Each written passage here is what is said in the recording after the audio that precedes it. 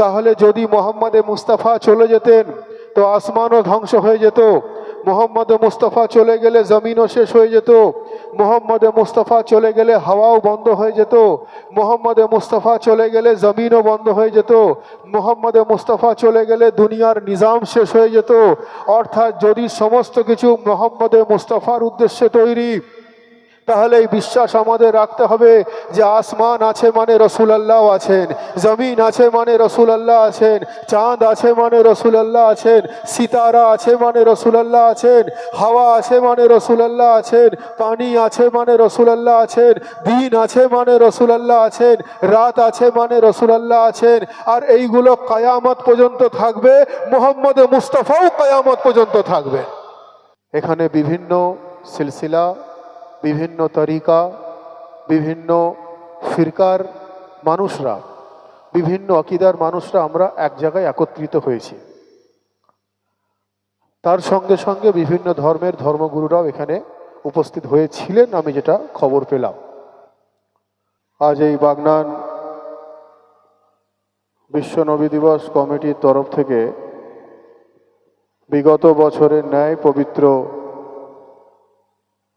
জশ্নে ঈদে মিলাদুন নবী অর্থাৎ বিশ্ব নবী দিবস এবং একই সঙ্গে সঙ্গে সম্প্রীতি সভার আয়োজন করা হয়েছে। মঞ্চে উপস্থিত আছেন এবং কিছুক্ষণ আগে উপস্থিত ছিলেন বহু বিশিষ্ট ব্যক্তিবর্গ। প্রত্যেককে আমার আন্তরিক ভালোবাসা জানিয়ে দু এক কথা, সর্বোপরি আপনারা, কারণ মঞ্চে যিনি আসেন বা যারা আসেন, বলা হয় যে অনুষ্ঠানের মধ্যমণি তারা, কিন্তু বাস্তবে অনুষ্ঠানের মধ্যমণি কিন্তু আপনারা, কারণ আপনারা না থাকলে মঞ্চে কেউ থাকবেন না। সংক্ষিপ্ত আকারে কয়েকটা কথা। ঈদে মিলাদুন নবী অর্থাৎ হুজুর রাসূলুল্লাহ সাল্লাল্লাহু আলাইহি ওয়াসাল্লামের শান পাকে পালন করা হয়। আমরা যারা ভাই এখানে উপস্থিত হয়েছি, আমার এটা জানার ইচ্ছা করছে যে আমাদের কতজনের এই আকীদা আছে বা আমাদের কতজনের এই আকীদা নেই।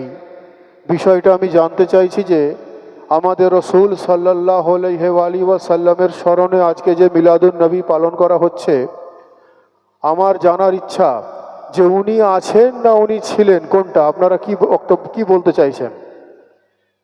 উনি আছেন? আমাদের এই বিশ্বাস রাখতে হবে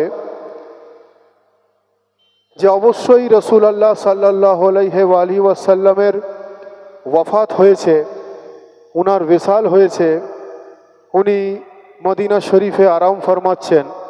এটাও যেমন সঠিক, আবার এটাও হলো সঠিক, বলা হচ্ছে যে লাউলাকা লিমা খালাকতুল আফলাক, বলা হচ্ছে লাউলাকা লিমা খালাকতুল আফলাক, অর্থাৎ রব্বুল আলামিন বলছেন যে আমি এই বিশ্ব ব্রহ্মাণ্ডকে সৃষ্টি করতাম না, আমি কায়নাতকে সৃষ্টি করতাম না যদি আমি মুহাম্মদে মুস্তাফাকে সৃষ্টি না করতাম।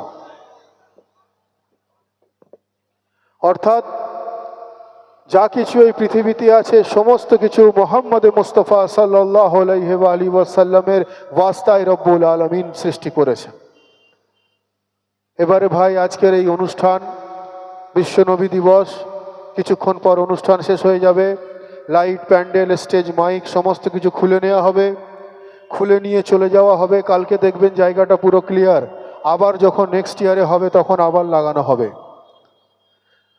এই উদাহরণটা মাথায় রেখে ভাবুন, পরওয়ারদিগার যদি মুহাম্মদে মুস্তাফার উদ্দেশ্যে সব কিছু করে থাকেন, লাউলাকা লিমা খালাকতুল আফলাকের এই কোটেশন অনুযায়ী, তো তাহলে যদি মুহাম্মদে মুস্তাফা চলে যেতেন তো আসমানও ধ্বংস হয়ে যেত, মুহাম্মদে মুস্তাফা চলে গেলে জমিনও শেষ হয়ে যেত, মুহাম্মদে মুস্তাফা চলে গেলে হাওয়াও বন্ধ হয়ে যেত, মুহাম্মদে মুস্তাফা চলে গেলে জমিনও বন্ধ হয়ে যেত, মুহাম্মদে মুস্তাফা চলে গেলে দুনিয়ার নিজাম শেষ হয়ে যেত।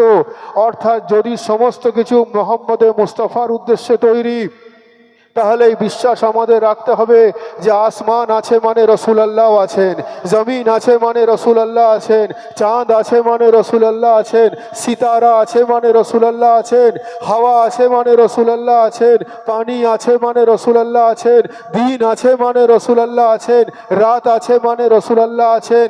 আর এইগুলো কিয়ামত পর্যন্ত থাকবে, মুহাম্মদ মুস্তাফাও কিয়ামত পর্যন্ত থাকবে।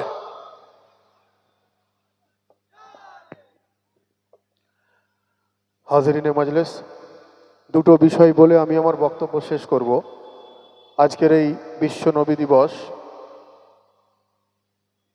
এখানে বিভিন্ন সিলসিলা, বিভিন্ন তরিকা, বিভিন্ন ফিরকার মানুষরা, বিভিন্ন আকীদার মানুষরা আমরা এক জায়গায় একত্রিত হয়েছি।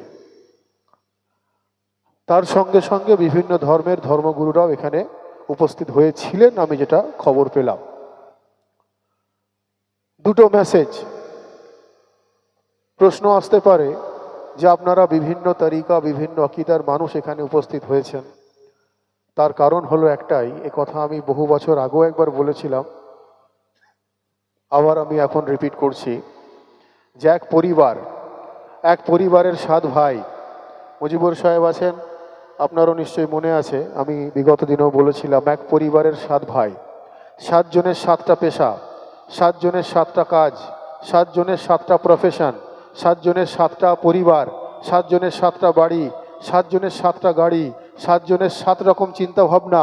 অথচ তারা যখন তার কোনো পিতার কাজ করে, তারা 7 জন মিলিতভাবে একত্রিতভাবে করে। আমি কয়েকজনকে জিজ্ঞাসা করলাম, আপনারা তো আলাদা আলাদা ভাবেও করতে পারেন, আপনারা মিলিতভাবে কেন করছেন? তো তখন আমাকে বলল, আপনি নিশ্চয়ই জানেন আমরা 7 জন পৃথক পৃথক হলেও আমরা যখন আমাদের পিতার কাজ করি আমরা একত্রিত হই। আমাদের পিতা তো এক। আমি বোঝাতে এটাই চাইছি, আজকের এই মঞ্চে হয়তো এখন অনেকে নেই, কিন্তু কিছুক্ষণ আগে বিভিন্ন সিলসিলার মানুষ ছিলেন, বিভিন্ন দরবারের মানুষ ছিলেন, বিভিন্ন তরিকার মানুষ ছিলেন, বিভিন্ন আকীদার মানুষ ছিলেন। সবাই একত্রিতভাবে বিশ্ব নবী দিবসে এসে যোগদান করার অর্থই হচ্ছে এটা, আমরা হয়তো আকীদাগত আলাদা আলাদা হতে পারি, কিন্তু আমাদের রুহানি পিতা হলেন মুহাম্মদ মুস্তাফা সাল্লাল্লাহু আলাইহি ওয়াসাল্লাম। আমাদের রুহানি পিতা হলেন রাসূলুল্লাহ সাল্লাল্লাহু আলাইহি ওয়াসাল্লাম। তো ভাই, যে বিষয়, যে পেগাম আমি আপনাদেরকে দিতে চাইছি, যে আমরা যেমন নবী দিবস পালন করব, একই সঙ্গে সঙ্গে রসুল পাকের তাহজিবও আমাদেরকে অনুসরণ করতে হবে। উনার দেখানো পথ অনুসরণ করে আমাদের চলতে হবে। উনি যে শিক্ষা, যে টিচিংস, যে প্রিন্সিপালস নিয়ে জীবনযাপন করেছেন, সেটা আমাদের জীবনের মধ্যে সেটাকে প্রতিফলিত করতে হবে।